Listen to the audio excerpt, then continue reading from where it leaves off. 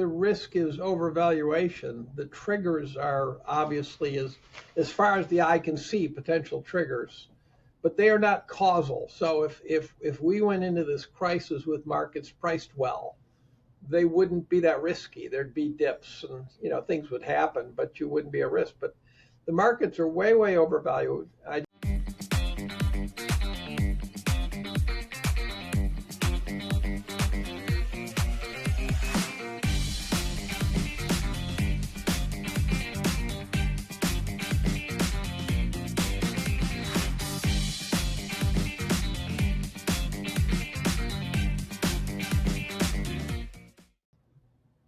Welcome back to Metals and Miners. I'm your host, Gary Bohm.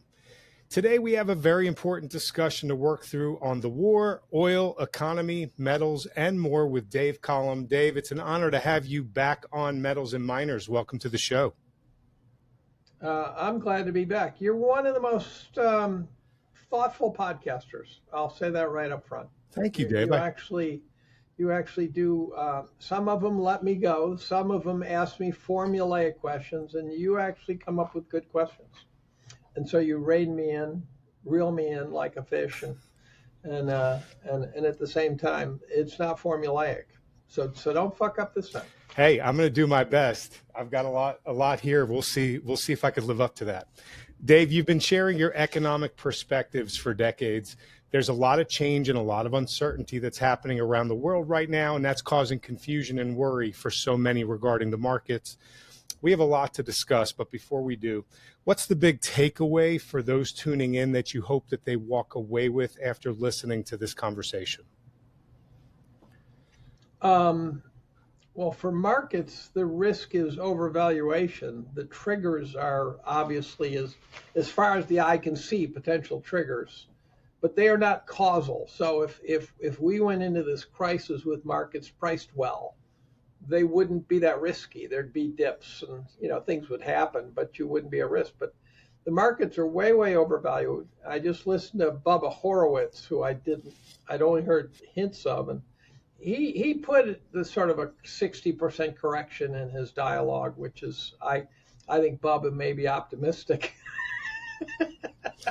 So I've interviewed Bubba a couple of times. The last time he was in the 60 to 70% range as well. That was pre-war. Right. That was pre-war. Right. But all right, that'll hurt. I mean, that'll really sting. That would really sting.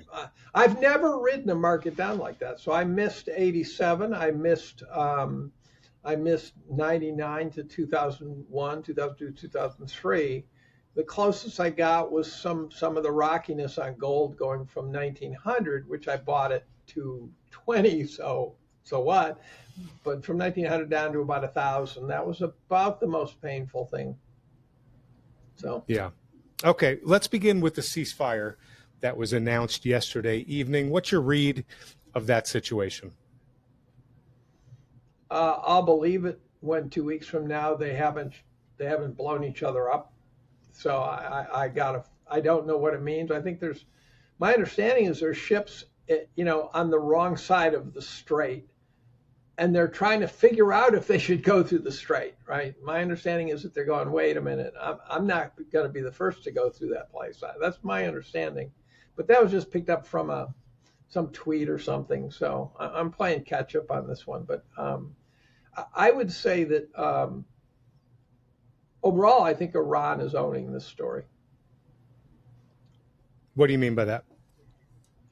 Well, Iran, first of all, you have to ask, what does it take to win?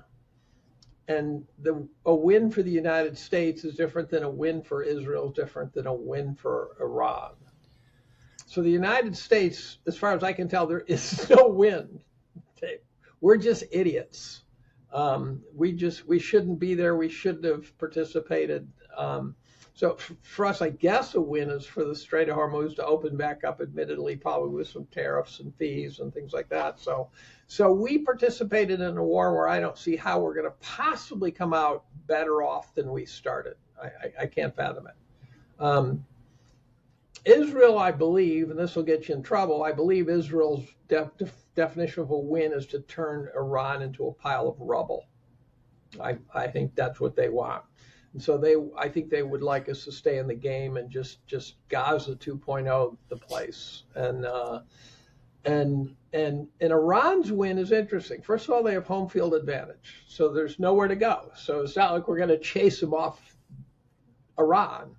It's a huge place. It's a big population. It's a highly literate population. It's a technological society, and there's an ongoing debate about who has more weapons and who's going to run out. And we'll know when one side's still shooting and the other side's not. But I think the people who think Iran has been destroyed are out of their minds. I think Iran played rope-a-dope in a very big way. So, but again, I'm just sitting in Ithaca reading the internet, right? Can you get more flawed than that? But Iran's win, I believe. Here's what I think Iran has to do. If I was the advisor, the military advisor to Iran, I'd say, here's what you got to do. You got to make sure that the world suffers badly from this adventure, right? From the bombs dropping on Iran, the Strait getting closed. You got to make sure the world pays dearly for this war game that's being played. And then you got to survive, which they will, because they've survived for 3,000 years. There's no reason to believe they're not going to survive again. And you want it such that the next time Israel says, we're going to go at them again, the entire rest of the world says, no, you're not. The last time you did it, you sent the world into a catastrophe. We're not going to let you do it again. And that becomes Iran's win. So their win is the long-term win. Their win is, forget about the beatings they're taking now. They need people to say, never again let Israel bomb the shit out of Iran because we paid too much of a price.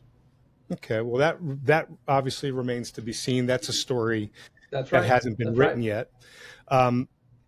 Remind me, who was it Ken Norton in the rope-a-dope? Who was it with Muhammad Ali? It was, I think it was George Fraser. Not George Foreman. Joe Fraser or George Foreman? I think it was George Foreman. All right, so let's say it was George Foreman, and he was beating the snot out of Ali on the ropes, and then Ali waited until Foreman punched himself out, right? And then that's when he took over. That's the rope-a-dope that you're talking about? Well, sort of. Ted Postal, who I was only marginally familiar with, but have been doing some. He's this MIT tech head, which is almost redundant. But he knows military tech well, supposedly. He's one of the guys who, in the past, analyzed what the Patriot missiles were and were not achieving and things like that. And he says that Israel totally boned this by using vastly important weapons to bring down garbage that Iran was throwing at them in the first, they call it the 12-day war. I don't call any war the last 12 days a war. I'd call it a skirmish. That they used up a lot of their really important defensive mechanisms to try to keep Iran from getting to them, while Iran was throwing their meatballs. Iran was throwing old weapons that were supposedly not even blowing up when they hit the ground half the time. And Israel's defense wasn't doing a very good job. And so they didn't even achieve anything. Now, supposedly, Iran's drones can now get through the Iron Dome pretty effectively. So now all of a sudden, and apparently the weapons Israel used to beat back Iran's early missiles could have been used against drones, although, if you got 600 drones flying at you, that's like killer bees, right? That really is not something that you're going to take out of the sky. And then the question is, does Iran have stuff in underground caverns that are absolutely profoundly destructive that they haven't even touched yet? Well, Dave, let me ask you this. I mean, George Foreman versus Muhammad Ali. Muhammad Ali, even though he was taking some punishment, he still, and this will sound funny because he ended up having diminished faculties later on, but he had his faculties, his capabilities, his quick twitch muscles, his maneuverability in the ring, his dancing. He still had full capabilities despite what George Foreman was throwing at him. Are you saying that Iran in this rope-a-dope still has complete and full capabilities to do what they did pre-war, or are they diminished in their capability at this point? And, yes, they might be trying the rope-a-dope, but it may not succeed to the same degree that George Foreman did, because in that scenario, Muhammad Ali did not lose his faculties the way maybe Iran has lost some of their infrastructure and some of their capabilities at the hands of, 13,000 strikes or something like that. Well, it's my understanding that in the first 2 days, Iran took out the advanced warning facilities that were available to Israel from the United States, located in various countries. So when Iran was attacking its neighbors, you're going, why would you do that, right? Why would you piss off your neighbors? And I think it was they were actually knocking out U.S. installations that provided advance warning. And advance warning, Postal makes a very good case for why knowing something's coming with some warning saves a lot of lives compared to when all of a sudden you just blow up, period. And because you can take cover, for example. They say, they talk about how they destroyed Iran's navy. The doubters of that story say Iran didn't have a navy, that their navy was irrelevant.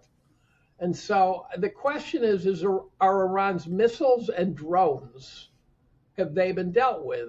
And again, there's, we'll call it rumors of underground caverns that are humongous. Now, Iran's had 40 years to figure this out.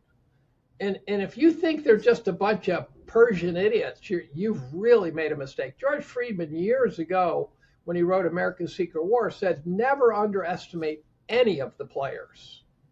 And so Iran, when we said we took out Iran's nuclear facilities, if they were important, they'd be a mile underground. They would not be reachable. Now, suppose these cavernous facilities with huge amounts of weapons, let's pretend like that's true, also have huge supplies, have heavy earth-moving equipment, they can dig their way back out. They just blew up the opening. And in the mountainous terrain, supposedly Iran can pop a drone right out of a cave and hit the strait that's right down below them with so little warning. And now, the bottom line, if Iran wants to get nasty, they take out Israel's desalination plants and Israel dies of thirst. All right, let's start moving into a little bit of other topics here. We will be touching on the war a little bit more. President Trump, he's volatile, he's unpredictable, he's proven to take actions and to say things that no one really else has or is, unless it's been some, volatile, extreme kind of group like Iran saying death to America, whatever. But institutional portfolio managers, they need stability, predictability, and really a minimum amount of volatility. They can't have every headline impacting their returns. And right now, that's what's happening. Despite the ceasefire, do you view the current environment as more risk off for financialized assets and risk on for the monetary metals as they bring more stability and predictability, and they're outside of, let's call it the headline impacting type news? Well, again, if the markets are as overvalued as I think, I read there's these guys called the market ear on Zero Hedge. You ever see the market ear? I'm not sure. On Zero Hedge? Yeah, it's called the market ear. It's AI generated slop, in my opinion. And Zero Hedge has adopted quite a bit of it. So if you get Zero Hedge Premium, a ton of articles by the market ear. And they made the statement that, as usual, retail investors were selling at the low. I'm going, the low is 5% off the all-time high. That's just garbage. That is AI slop of a higher order. The low, retail sells. When retailers are selling at the low, the ones you care about is the low, like when this market ticks back to S&P 2000. That's when the retail seller selling will be a classic low mark. And I, by the way, have 2000 at about historical average valuation to tell you how bearish I am. I think if you look at the valuation metrics, 2000 puts us at the same valuation. There was the average valuation for 110 years, starting in 1880 to 1990. 110 years of valuation. That's a baseline. 2000 gets us to that average valuation. So you're in Bubba's camp, 70% drop. All right. Bubba's camp. Bubba's an optimist. Yeah, he's an optimist compared to you. All right. Stay with me on this one. It's come out. By the way, your comment section is going to go bananas telling you how wrong I've been for so long. Guaranteed. Guaranteed. Well, we'll just see. All right. So stay with me on this one. It's come out that this, and you probably heard this about this. The CIA used a secret tool called Ghost Murmur that uses. Did you hear about this? That John Ratliff talked about. Basically, it finds heartbeats to rescue the airmen, and he likened it to hearing a voice in a stadium, except the stadium is 1,000 square miles of desert.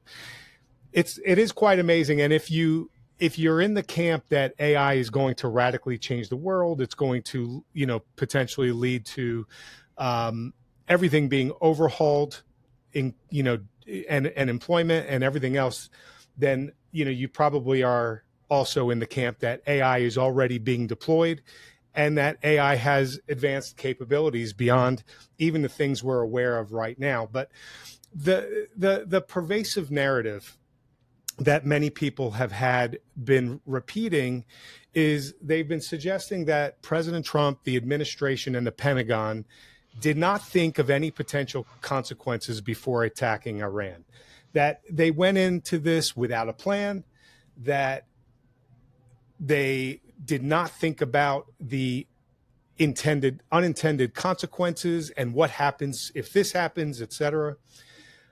But this technology deployment and the success in bringing the airmen home alive, the hard military achievements and other factors, it would suggest otherwise, that they did have a plan. They did consider some things.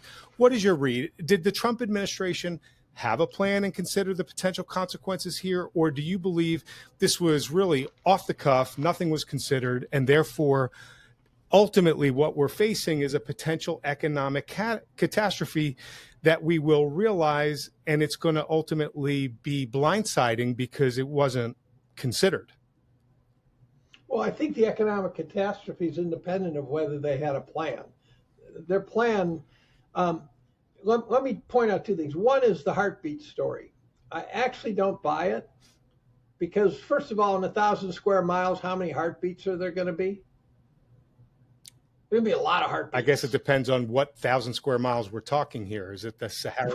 Yeah, there's probably, I don't know, but the point being is, I think it's easier to stick a chip in the guy's belt than to go listening for his heartbeat. So there's something about that story that strikes me as internet crap. Can the chip be send off a signal that the Iranians could have found?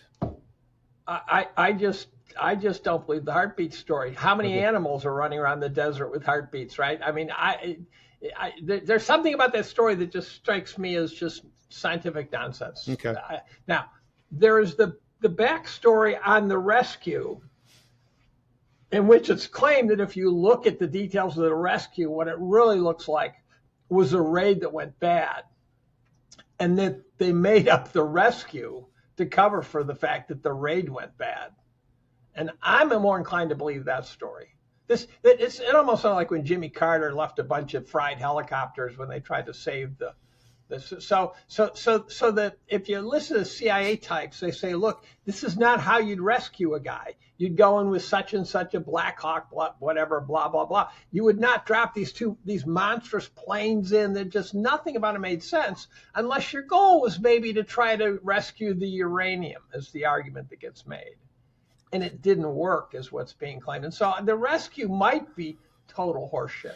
Maybe. I mean, the truth is we're living in different times because of AI, because of technology, and it is possible. I'm not saying that you're incorrect. I'm just saying that it is possible that there are methodologies and procedures and processes that are just looking completely different today because of AI and technology that we've never had. But let me ask you this question, Anna. But sending 155 guys into a rescue one guy, That just doesn't work for me. I'm not a military strategist, so I don't know. But well, that's a high risk reward ratio right there. Yeah. All right, let me ask you this. Anna Wong, you may know her. She's a highly respected chief U.S. economist with Bloomberg. She was a former Fed and Treasury economist. She recently said the following: my own calculation shows that those 15 million barrels per day that transit through the Hormuz can be mostly replaced in 2 years by higher production elsewhere plus diversion. The issue with the bottleneck seems to be a short-term issue based on the data. Does Anna have this wrong? Probably. She's probably just a pathological liar like every other politician from every other country in the world. Name a country. She's not a politician. She works for Bloomberg. Yeah. And how many journalists work for the federal government? Hundreds and hundreds and hundreds, right? They're paid to write their stories. You can't name a country that hasn't written a narrative about some political event in which they didn't lie to make the narrative optimized. Very true. Right, and so they're always lying. They're always lying. If they're lying about everything, how are we supposed to know what's real at all? That's the fascinating question. But we're taking positions based on what? Like, we're inclined to believe this or inclined to believe that. But if everything's a lie, what leads us to believe that we're more inclined to choose this lie over this lie if everything's a lie? Because I look at the Case-Shiller PE at 40 and I go, I don't think that's a lie.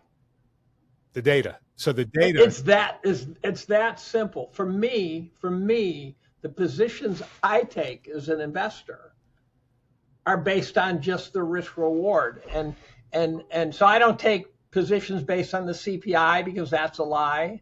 I don't take positions. There's just tons of things I don't trust, but there's things I think are true. Totally. And every valuation metric I look at says we're way overvalued, which means as an investor, at some point, there's never been an asset class that got way overvalued that didn't find its way back to cheap. Never in the history of capitalism. So the trip back to cheap is going to suck. Yeah, it is. All right. So many have taken. So I think she's lying. Okay. I think she's lying. 2 years, I think she's lying. Okay. So it's not a short term. I think it can be replaced, but it's not trivial. It's not a short term. She's trivializing 2 years to replace what's coming through the Strait of Hormuz. So, in other words, she said it's a short term bottleneck. You're saying it's not. 2 years is not short term when we're talking about supplying millions of barrels of oil. She was saying overcoming this it's a short term issue. You don't agree with that. Well, 2 years, that's like saying, we don't have any food, but in 2 years we'll overcome that. I think we're out of food. They're two different things. And the fertilizer story, right? These are treacherously short-term events. Yeah. I think her statement was two different sentences there that are getting put into one. One sentence was, my own calculation shows that those 15 million barrels per day that transit through the Hormuz can be mostly replaced in 2 years by higher production elsewhere plus diversion. The other thing she said separately was the issue with the bottleneck seems to be a short-term issue. She wasn't worried about, in other words, $150, $200 oil or even inflation that would go off the page like it did after COVID. Well, let's take the first sentence. The first sentence was, in 2 years we can replace the oil. That's the first sentence you read was, in 2 years we can replace the oil that's going through the Strait of Hormuz. That's not short term. The world has imploded if it takes 2 years to replace that. That I agree.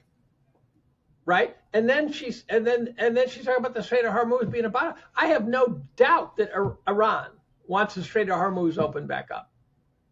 So it'll get, I think someone said it'll open up organically, I think.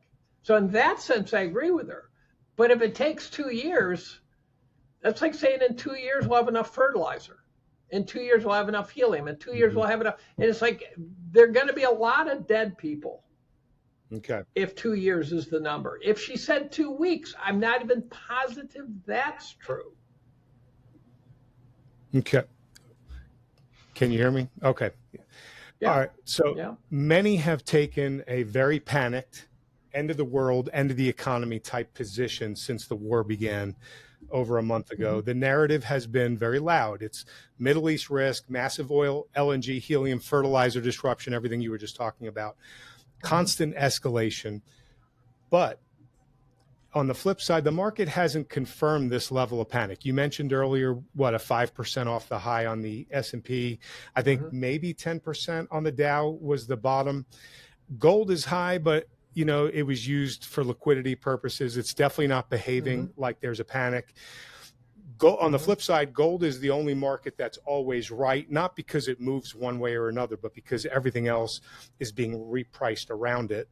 Oil looks tight, but there's a wall of supply, both onshore and offshore, sitting right behind it.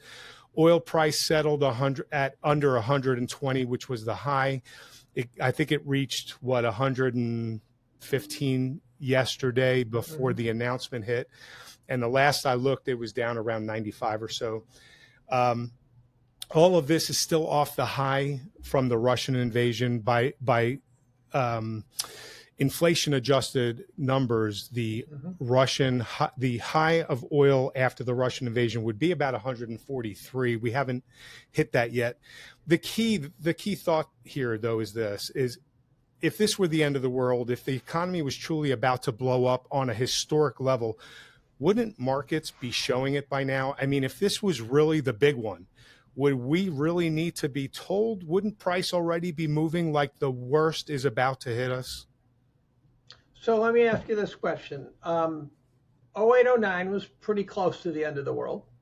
The markets corrected down to historical average valuations, so they were able to stop the hemorrhage.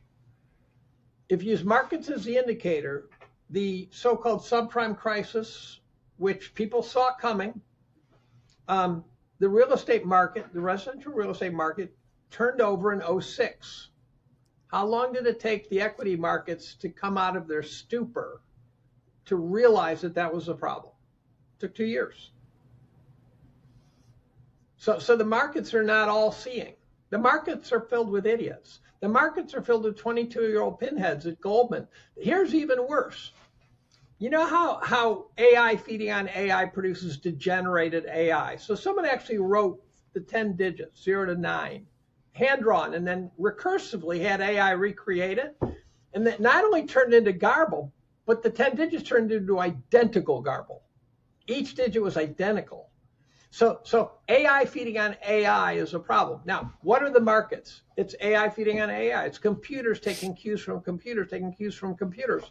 I think the markets are now slop. Okay. What do you think is going to happen over the coming 6 to 12 months that most are not expecting right now?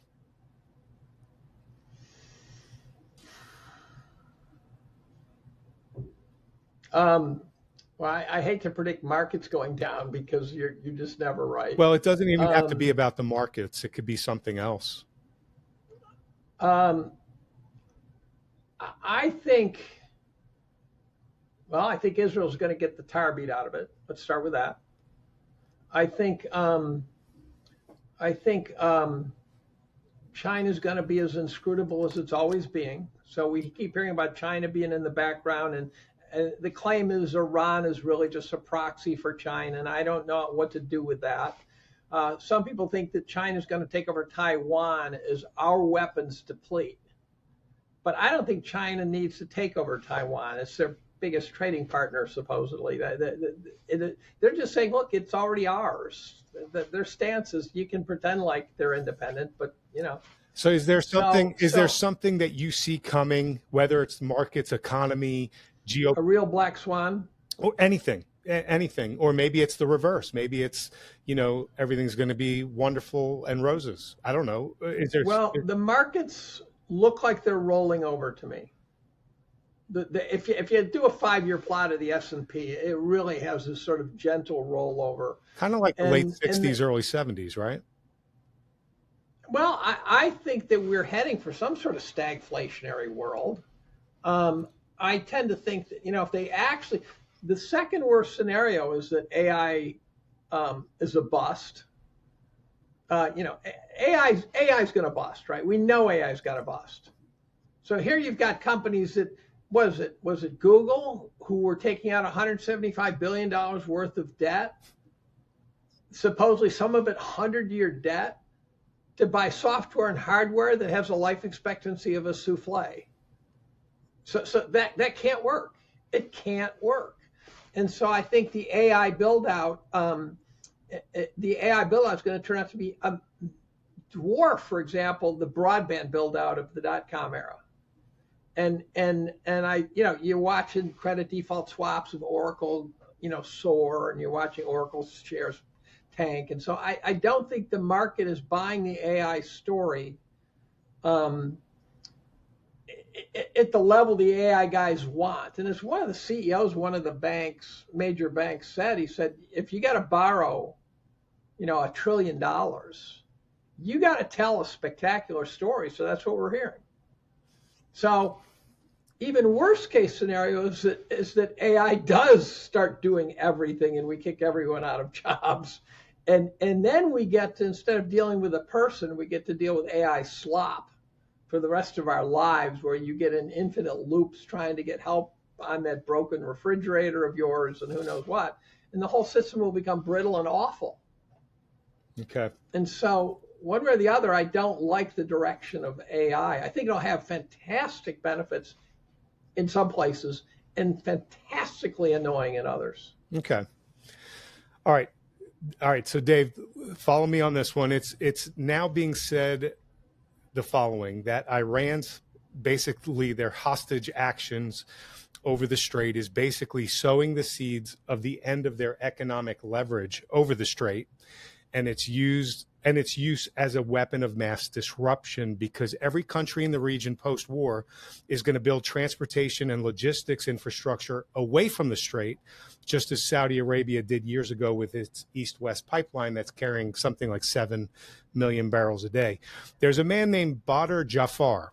He's the UAE's special envoy for business and philanthropy, and he wrote an op-ed in the Financial Times just yesterday. It's titled, "Future Trade Will Not Depend on the Strait of Hormuz." He said the following: while we're, of course, all currently focused on the Strait and its effective closure, inside the region, a different story. Can you hear me? Can you hear me? Yeah, I did. You were cutting out a little bit. I can hear you now. Okay. This is what he said. He said, inside the region, a different story is unfolding, one that's going to outlast whatever ceasefire or escalation comes next. A 50-year-old trade and infrastructure model is being redrawn in weeks. Realizing how over-reliant the region was on the free passage of vital goods, those investing in post-Hormuz resilience are constructing the trade infrastructure of the future.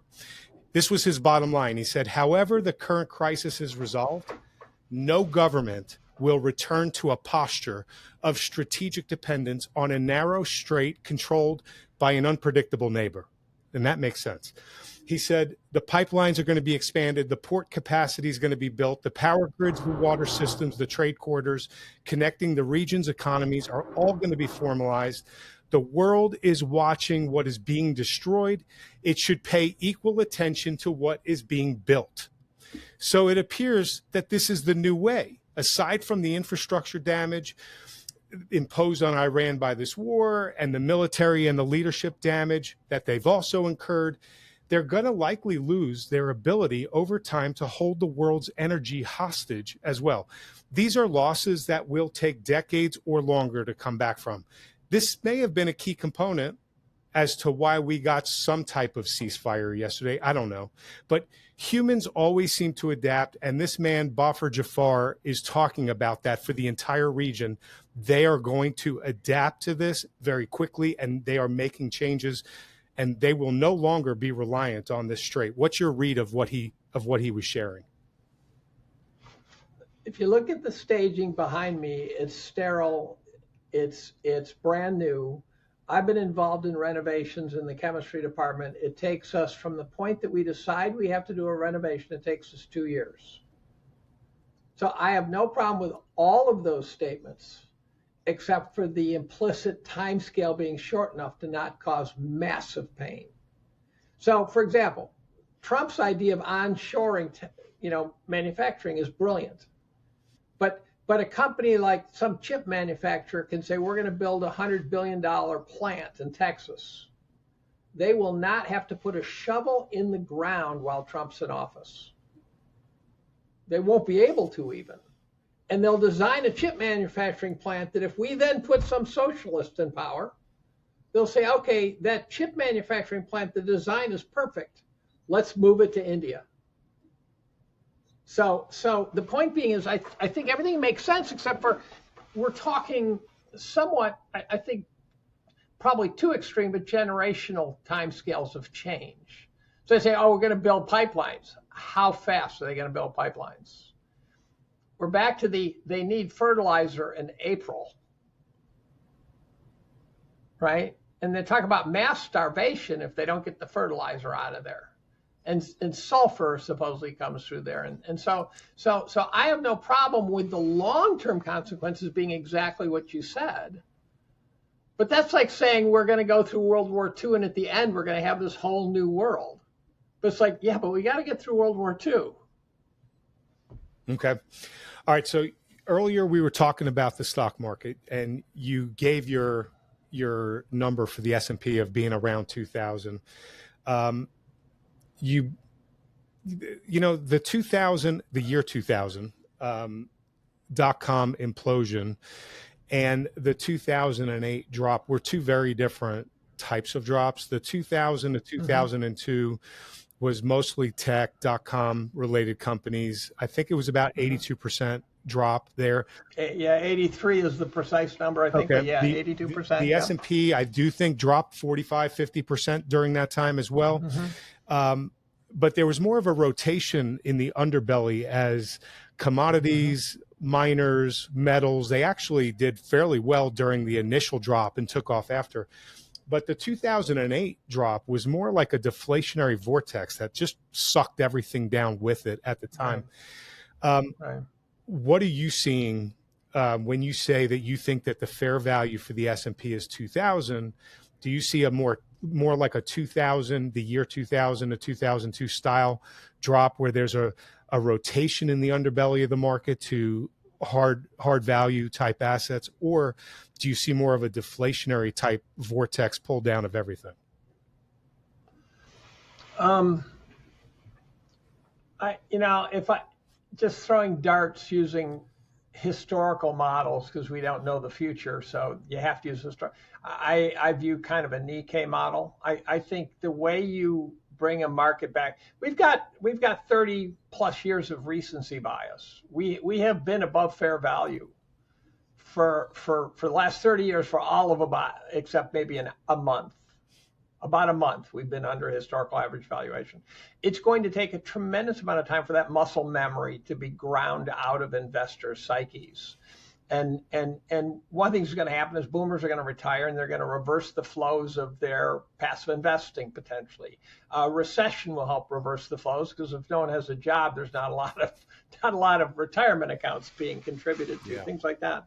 So I believe that the way when I see someone talk about a 10% drop, and they talk about a correction, I go, if that thing bounces right back, that corrected nothing. It's a stupid term. You correct. Look at the Dow. Look at the first 40 years of the Dow. It soars and it drops and it takes off again. And if you knock out about 4 or 5 years of it, the thing just is like flat. It just kind of gradually rises. So the correction in the early 30s was correcting the excess of the late 20s. That was a real correction. You drop 10%, you've corrected nothing. You bounce back 10%, you've reinforced the complacency of the average investor. The average investor has to get knocked on their butts. Get up and say, I'm fine, that was fine, I don't mind 10%, even though they seem to really hate 10% now. It gives you an idea how stupid they are. There was a poll done by Mnt&x or something that said that the average investor thinks starting from these valuations, the poll showed 11.4% above inflation return. That is psychotic. I will state that clearly. The pros were also polled, and they said, no. They came at 8.4. That is psychotic. From these valuations, I think 0 would be good news. And you never get 11.4% above inflation in which you're not expanding valuations ridiculously. That's just not a real number. That might happen in some banana republic that's all of a sudden gone techie for a decade, but it's not going to happen in a fully industrialized world. Show me an example of that. So okay, so the Middle Eastern nations, they've been cash rich for quite some time. They've been investors in technology, AI, et cetera. Do you see a capital crunch coming for them because of the impacts of the war, where they need to redirect their capital back to their damaged infrastructure and other projects and away from big U.S. tech and other initiatives that they used to fund? And if so, what kind of impacts is that going to have? Well, I mean, their money could redirect towards Russia and China too, right? And the BRICS, I've done a couple podcasts with Steve Hanke, and at one point, he's a currency guy, right? And so if you're talking to Hanke and you expect him to discuss the BRICS in the language of currency, but I said to him, BRICS is not about currency, it's about a complete shift in alliances. And he 100% concurred. So the BRICS, you've got 25 countries who are saying, we are no longer hanging out with the United States. We're now hanging out with the new cool kids, and they're the BRICS. And the BRICS includes Russia, includes China, right? Includes Brazil, but there's like 25 countries. So there are big geopolitical shifts that are going on. And so, yes, I think there will be a capital move in other directions, but the rotation model I find disarmingly soggy, in the sense that people says, well, if I just own the S&P, it'll rotate from the expensive guys to Philip Morris and I'll be fine. No, I think you're going to get the crap kicked out of you as it's rotating to find some other place to go. I was talking about, last year, there was a lot of pomp and circumstance as Trump was visiting the Middle East, making deals. There was a lot of capital that was being brought over to the United States from Saudi Arabia and other places. And if they've got infrastructure damage from the war, then that capital will not show up. That capital will not show up. So what are the implications? Yes, I agree with you. It can go to the BRICS or whatever, but I'm really just talking about the capital that has to be redirected to infrastructure repairs and other things because of the damage from the war. What happens if the markets, don't get that capital? So that capital, my understanding, a lot of it was coming over to buy treasuries, right? So the first thing you would say is that probably treasury rates are going to fight any effort to push them down. So you would expect that if the petrodollar, what you're describing is a petrodollar collapse, right? I think. I'm asking you. Yeah. I'm asking you for your opinion on. If the money earned by selling us oil is not being recycled back into our treasuries, then that's a model that's been going on for decades and now will be gone by that description. If Saudi Arabia has to take the dollars and spend them on something else instead of treasuries. Yeah, and I don't know how much capital it's going to require. I guess nobody does until the war is fully over and everybody can assess. Bombing the crap. Yeah, I know. This war is. We're in a ceasefire that's been 12 hours old. Right. And if you look on the internet, you can still see people getting the crap bombed out of them. It's true. And I think that's Lebanon, which I, for the life of me, cannot figure out why Lebanon's getting bombed. And I can read stories about, how some Hezbollah guys pissed off Israel and whatever. But they're getting Gaza 2.0 pretty good. Yeah, I don't know. And the narrative is not as good. And so there's so many ways this thing can go bad. And one could argue the ceasefire helps Israel because Israel can then just redirect its energy to Lebanon, bomb the crap out of them, waiting for the ceasefire to end. Somehow this part of the world looks like it's not yet ready to give up killing each other. Yeah. Okay. So let's move over to the Fed for a sec. Fed recently, Fed Chair Powell, he held rates steady. You probably saw that. He saw the oil shock as being temporary. For the Fed to look through an energy price shock like what we experienced and treat the resulting inflation that should be arriving as transitory, maybe long-run inflation expectations are more well-anchored than we realize. I don't know. The New York Fed's March survey of consumer expectations that was released a few days ago should give Fed officials, I guess, some comfort as long-term inflation expectations remain low during March, despite the sharp increase in gas prices. What is your take on inflation? Well, they lie their ass off about inflation. Let's start with that. I think the Fed will take a stance like that when they don't want to lower rates. They need some reason not to lower rates, and so they'll make up a good story about how everything's fine. I think if and I'm just wildly guessing here. The rest of the work, well, they were wild guesses too, but this is wild guessing. I think the Fed is probably terrified of making a move and having the bond market defy them, because then we will realize that the Fed is a bunch of feckless bureaucrats.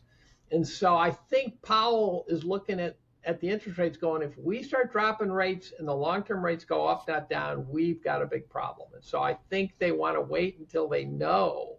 Now, here's a question I ask you.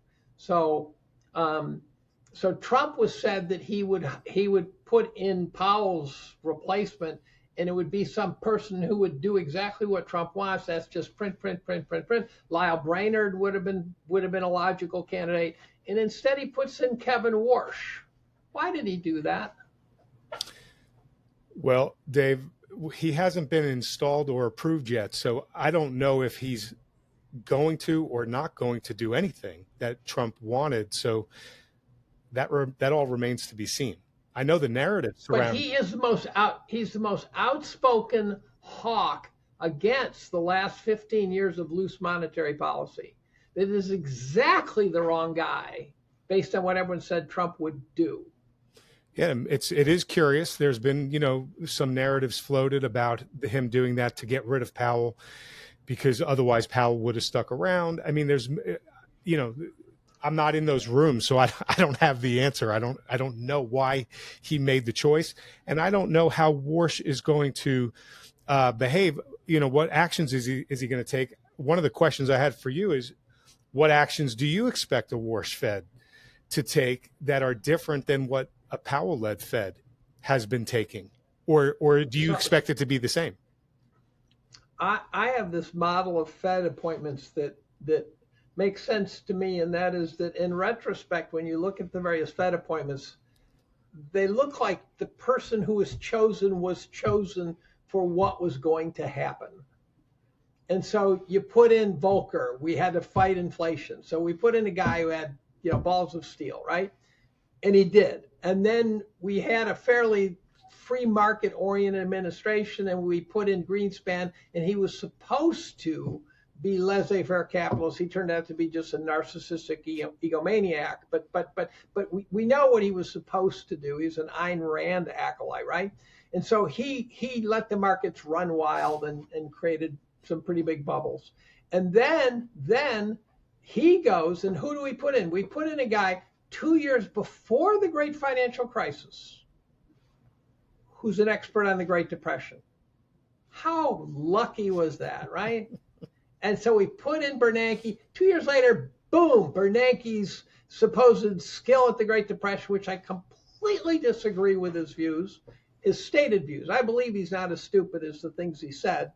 And then he goes, and it's like, but we're not done. So what do? They put in a placeholder with Yellen. Complete, just keep doing the same crap that Bernanke did.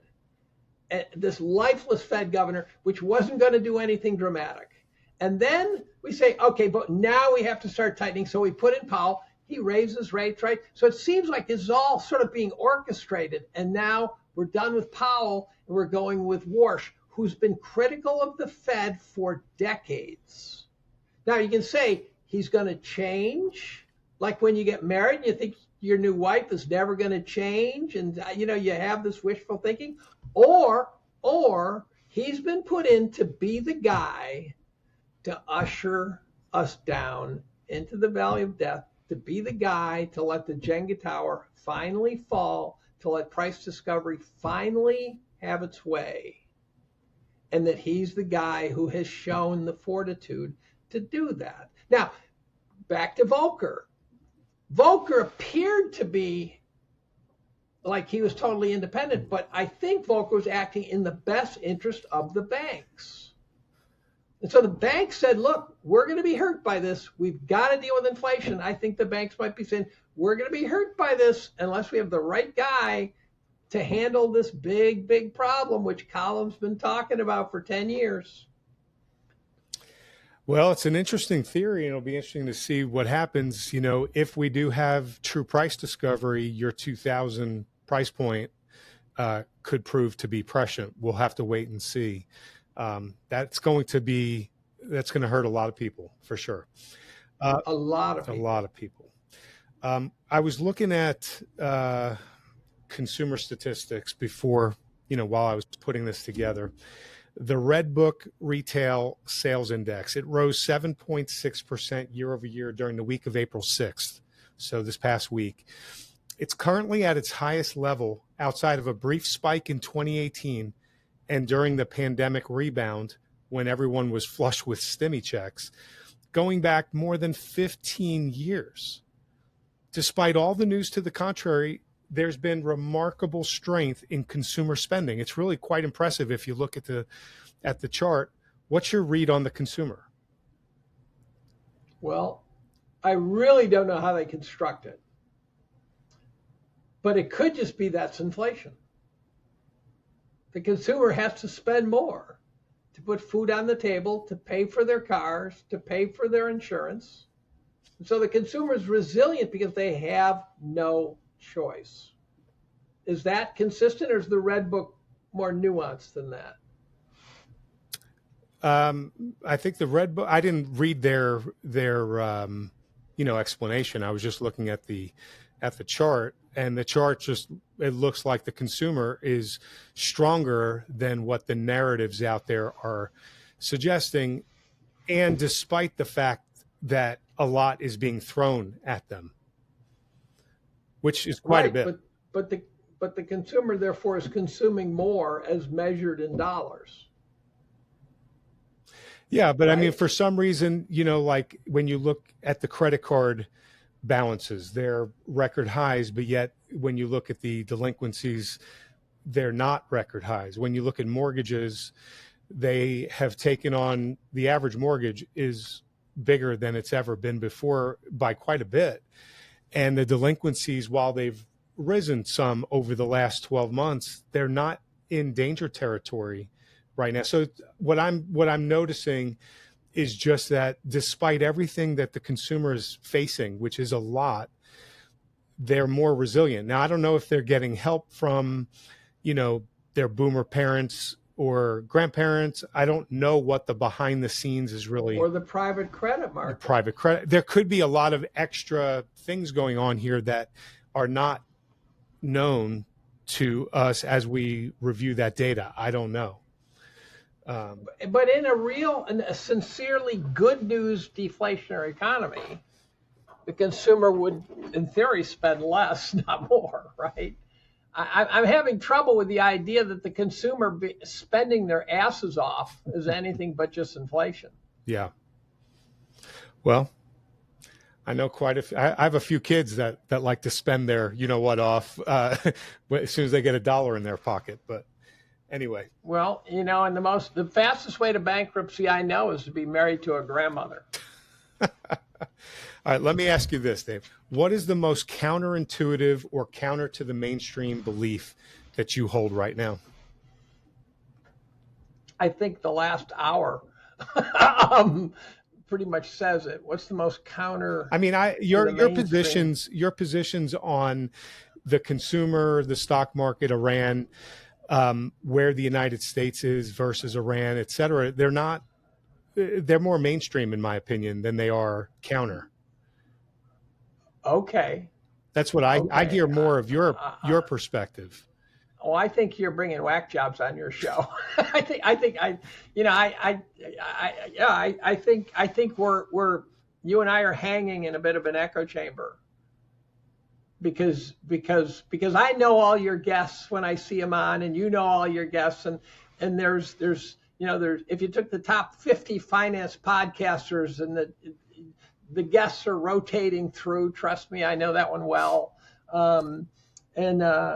And so there could really be an echo chamber. And I got into it with Doomberg the other day where he threw out Building 7, not to go into that stuff, but he threw out Building 7. And I said, how many people understood what you were talking about when you said Building 7, just as this passing joke?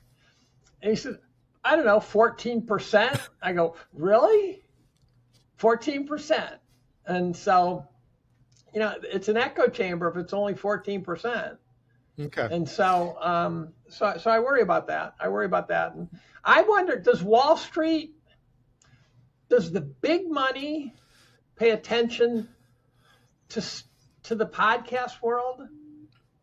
We know people were, guys like Luke Groman and Lynn Alden and various people like that are getting great FaceTime, right?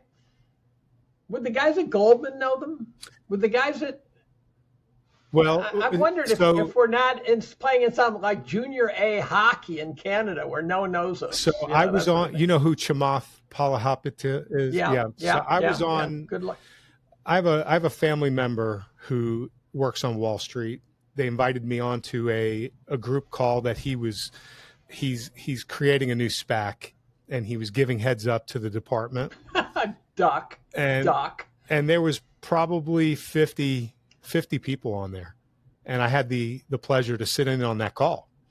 And so He's very much aware, and I know Bill Ackman is as well, of what's happening in the podcast world. Chamath has his own podcast.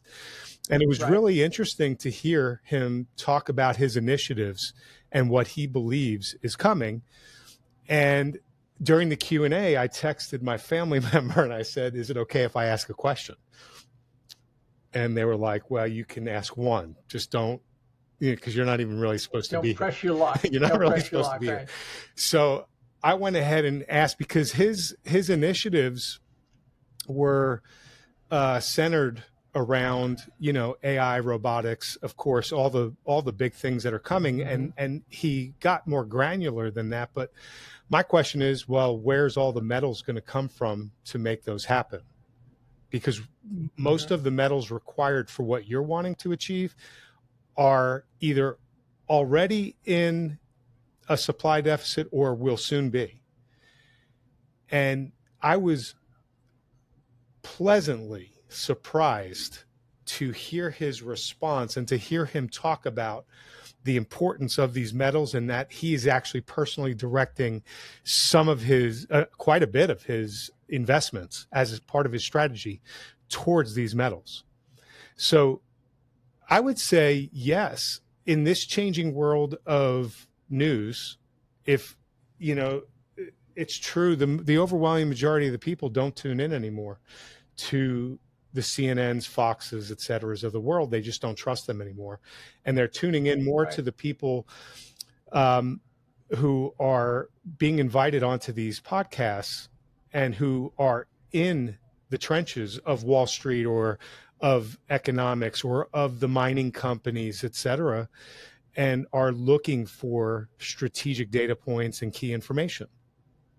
So they're starved for real information. I think so. They're starved. So I posted the other day, I read a Bloomberg headline that said that high oil prices would be good for inflation. And I'm going, who's writing your headlines? Right? I go, if that's true, then that would be the most counterintuitive thing imaginable, right? And so we will. Every number of years we have a serious crisis, and the irony of it always is that there's some fateful moment, I always say 2:03 on a Tuesday afternoon, where the market reaches an all-time high, which is a metric of optimism, right?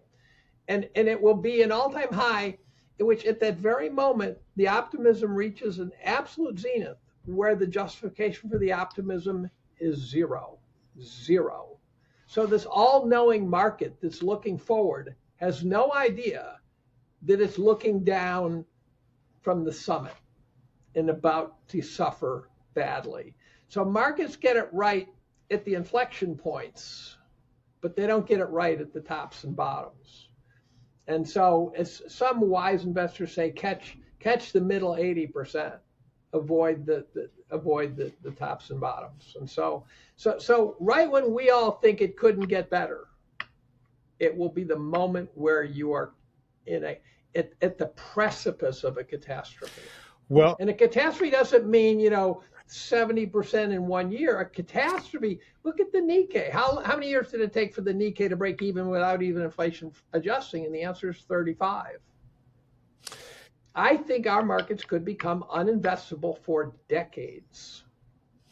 Yeah, I mean, and if I had to take the temperature based on what you just said, of everybody feeling euphoric and happy, it doesn't feel like everybody feels euphoric and happy right now.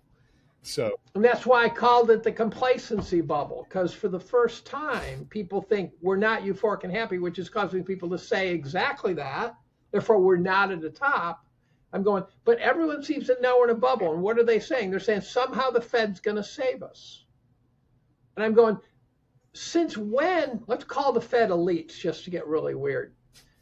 Since when do the elites take care of the peasants? When in history have the elites taken care of the peasants? The answer is never. That's exactly my issue in the scenario. And I'm not saying that I'm a believer of this because I'm really not quite sure.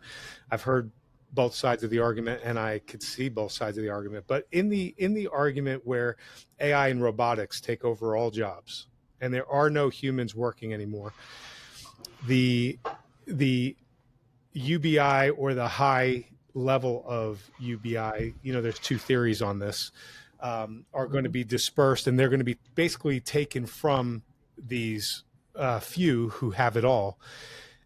And I say, well, in what time in history have benevolent leaders, willingly given up enough to take care of society? It just doesn't seem like that's very logical. Well, they might when their position is at risk.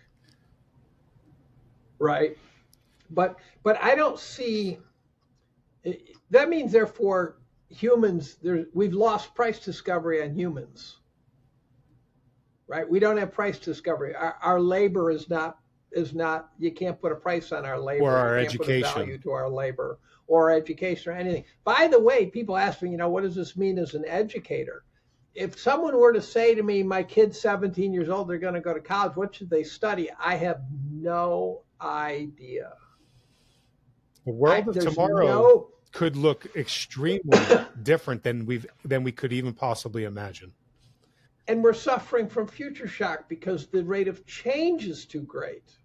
So buggy whip makers got put out of business, but it took several decades, right, before they were really put out of business. And so you have chance for the system to adjust and equilibrate and it's like if you melt an ice cube, right? If you pour hot water in an ice cube, it fractures because the change was too abrupt. And so if AI really does knock out human ingenuity, there's a seminar being taught at Cornell, a seminar this week where some guy's talking about, he's from the writing program here, about how to use AI to write. And I'm sitting there going, we have an English department with 50 tenured faculty. We have an entire freshman writing seminar program in which this guy runs, I think, which may have no purpose. Yeah. And it's not to say that writing isn't important. And I'll tell you how I've noticed this. I read a lot of articles where the title of the article looks like I should really care. And within about 2 or 3 paragraphs, I'm bored. And I realize that I'm bored because I'm picking up the soullessness of AI. It's hyper organized. Watch the graphics. Go to Zero Hedge and watch some of the articles being posted at Zero Hedge where you see a plot and you go, that plot is not drawn to be digested easily by a human being. It's got all these squiggles and all these lines, and it's not usable by a human being. If I can't look at the plot and go, wow, look at that, the inflation rate just did this, it's a worthless plot if I have to sit there and scrunch my brow for an hour to figure out what the hell the plot is. And I think those are AI generated plots. And so AI is going to produce slop. All right. So in the interest of time, I wasn't going to ask you this question, but since we started going down this path of the jobs, you have an additional 5 minutes. I'd like to ask you this. I have all the time. All right. Let me ask you this question. So the Fed has reported that the break-even jobs growth rate, which is the number of jobs the economy needs to add each month to keep the unemployment rate low, that it's dropped significantly, and that changes how we should interpret payroll numbers. A March 31st study from the Dallas Fed, it shows that the break-even rate has fallen from roughly 250,000 jobs per month in 2023 to essentially zero today. And it was driven by a sharp reversal in unauthorized immigration and a decline in labor force participation combined with the baby boomers retiring. So we have this net immigration that's negative in 2026. We have a demographic drag from the baby boomers retiring. We have a monthly break-even rate of employment that could likely remain near zero or even turn negative for the first time through much of 2026. And this was spoken about in this Fed's note a few weeks ago. Let me put this in context. The break-even jobs growth rate averaged 185,000 a month in the 70s when the baby boomers and the women were entering the workforce. And it was still 155,000 just a couple of years ago, 23 and 24. So this change that the Fed is reporting to near zero means it won't take barely any new jobs to keep the unemployment rate where it's at. It is crystal clear. We're in a completely different economy than we've ever been in before. What's your take on this? How different the economy is, the replacement, rate for jobs, et cetera? Well, first of all, I think the Fed says stuff to justify whatever it is they want to do. So I think you got to be careful there. I happen to be reading a book right now by a woman named Deborah Sow, called Sextinction. And it's about mating behavior in hominids now, but it's also about social structure and marriage and lack of marriage and divorce rates and all these things. And it turns out that we are way underachieving in these sex/reproduction categories. So we're going to go from a bolus of boomers to a demographic pinch in a very serious way. And that's occurring all over the world, it turns out. So remember when you were real young, are you old enough to remember when they talked about zero population growth and how that was some almost impossible to achieve moment in which each married couple has to have 2.2 children to get zero population growth? It's like, well, we'll never get there. Well, first of all, we have far fewer married couples. We have far less reproduction. We're at like 1.3 now or something like that. China's at 1.0. There's just huge demographic shifts. A guy named Peter Zeihan, who I don't trust at all. I think he's a total neocon, but I think his data's good. And he talks about this collapsing, and Elon talks about this. I was just going to say, Elon Musk talks about this a lot. And as a consequence, we could have what follows the baby boom, which is some sort of Gen Z bust, or Gen whatever bust, and maybe it's a good thing because maybe it's timed perfectly with AI, but the narrative always changes to suit someone's needs. So, for example, you're now going to start hearing about how climate change is not a real problem. And the reason is because there's a more important narrative, and that is AI needs energy. So we can't go screaming about climate change because then we can't get our energy. So all of a sudden, Bill Gates the other day said, climate change is not as big a deal as we thought, right? These guys are talking their book. And heaven only knows, the anti-vax crowd is talking about how it was a bioweapon to shrink the human population. You know this Deagle site, Deagle? No. there's a Deagle site that's a military website. It has various stats and projections and stuff. It was boring right up until the point where they said in 2025 the U.S. population would drop to 77 million, and everyone said, "What?" and without explanation. And so, you know, who knows? There's a lot of eugenicists out there still. There's people who think that we don't need humans anymore. You know, listen to Yuval Harari, right? I read his books. They were said to be great. I thought they were mediocre at best. The guy's just a psycho. He's a globalist psychopath. And so, yeah, I think there could be a problem with us going backwards, coming out of the boomers. By the way, if I really understood demographics, you'd have to be bullish starting in 1980. Besides low valuations, demographics are a big part of everything. And the boomers, they showed up at the workplace, they brought their wives. We had to have a boom. But now the boomers are old. We're a depreciating asset. We're a rapidly depreciating asset. Do you really want your fleet of cars being a bunch of Corvairs that are in the shop every other week? No.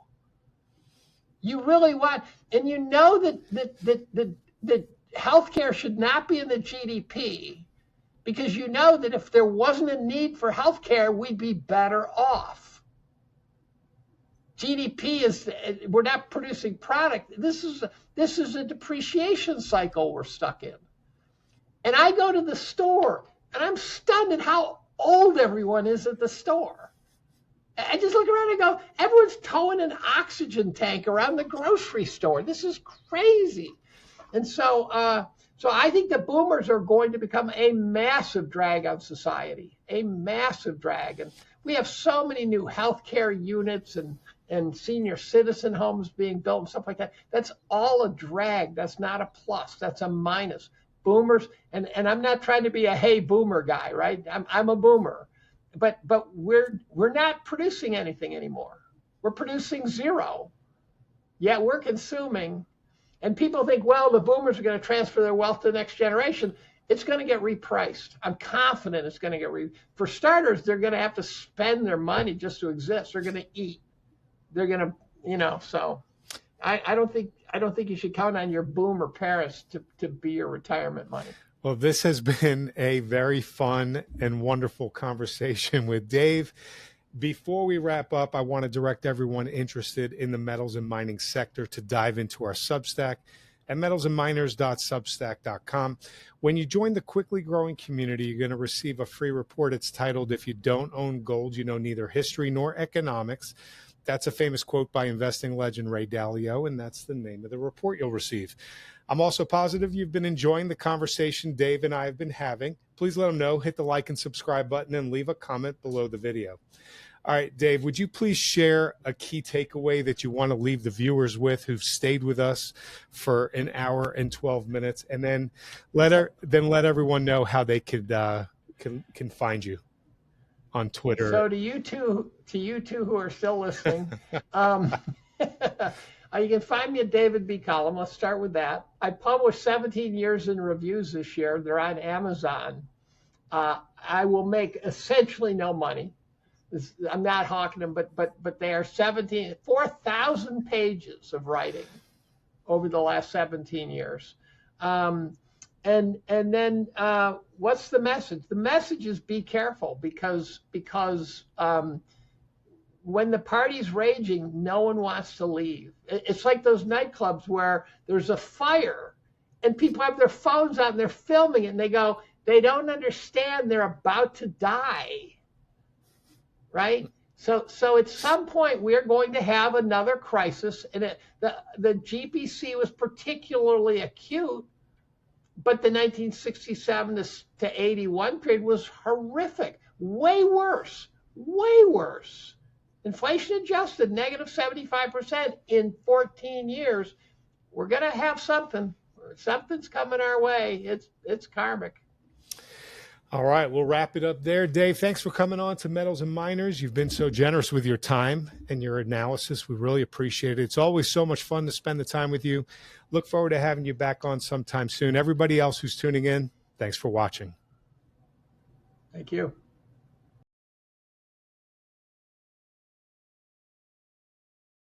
direct everyone interested in the metals and mining sector to dive into our Substack at metalsandminers.substack.com. When you join the quickly growing community, you're going to receive a free report. It's titled, "If You Don't Own Gold, You Know Neither History Nor Economics." That's a famous quote by investing legend Ray Dalio, and that's the name of the report you'll receive.